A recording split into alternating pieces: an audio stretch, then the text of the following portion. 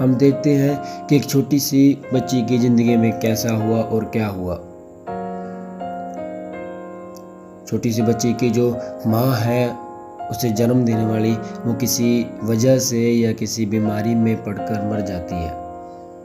तो वो छोटी बच्ची के ऊपर तरस खाकर उसके पापा दूसरी शादी कर लेते हैं और जो उसकी सौतेली माँ है वो उसे घर आकर उससे कुछ दिन तो प्यार जताती है, पर कुछ दिनों के बाद उसे मारना पीटना शुरू कर देती है।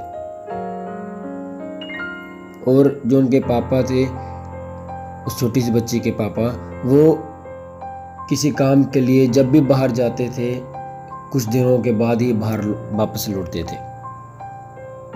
और जो एक दिन क्या हुआ कि वो कुछ लंबी छुट्टियों के लिए बाहर चले गए और उनको आने में थोड़ी देरी हो गई। और उसकी जो सौतेली माँ थी उस बच्ची को मारती, डांटती और उसको बहुत ही ज़्यादा परेशान करती थी। और उस छोटी सी बच्ची के ऊपर बहुत ही ज़्यादा हम कह सकते हैं कि वो जुल्म करती थी और उसे बहुत ही ज़्यादा तंग करती थी, परेशान करती थी। और वो बच्ची बिना किसी से कुछ कहे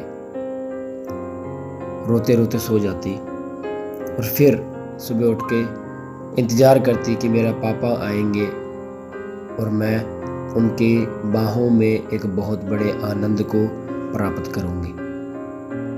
एक दिन क्या हुआ कि जैसे वो उठी, सोते हुए उठी, तो उसके पापा उसकी आंखों के सामने बैठे थे। और जैसे ही उसने अपने पापा को देखा वो पूरे आनंद से भर गई कि मेरे पापा अब मेरे पास हैं, मुझे किसी से डरने की ज़रूरत नहीं है। तब उस छोटी सी बच्ची ने जाकर अपने पापा की गोद में जाकर बैठा और उसको गले लगाया और वो आनंद से भर गई। मैं आपका भाई सैमुअल कपूर एक बार फिर से नई सोच के साथ परमेश्वर के वचनों में से आपके साथ कुछ शेयर करना चाहता हूँ, आपको कुछ बताना चाहता हूँ।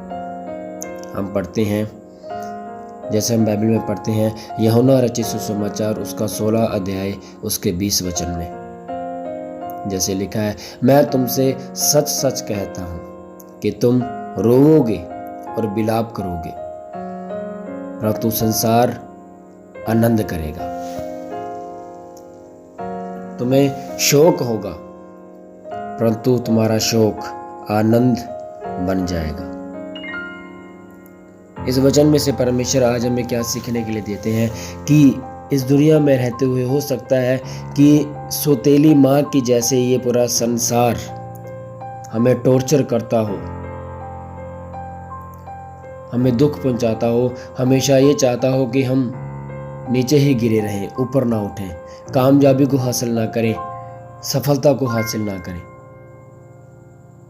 हो सकता है कि हम मसीह होते हुए या इस दुनिया में रहते हुए कि ये दुनियादारी के जो लोग हैं हमेशा हमारे ऊपर दोष लगाएं, हमें गलत निगाह से देखें और हमारी भलाई ना करें। पर वचन में लिखा है कि वचन में बताता है कि जब हम प्रभु यीशु मसीह के इंतजार में रहते हैं तब वो हमारा पिता हमको आके बचाता है, हमें गले लगाता है। और जब वो हमारे पास आता है, हमें गले लगाता है, तो हमें आनंद से भर देता है कि हमें दुनियादारी के उस दर्द को याद करने की ज़रूरत नहीं होती जब हम उसके बाहों में होते हैं, उसके चरणों में होते हैं।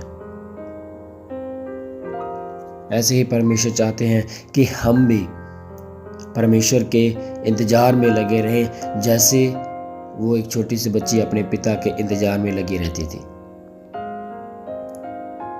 इस दुनियादारी में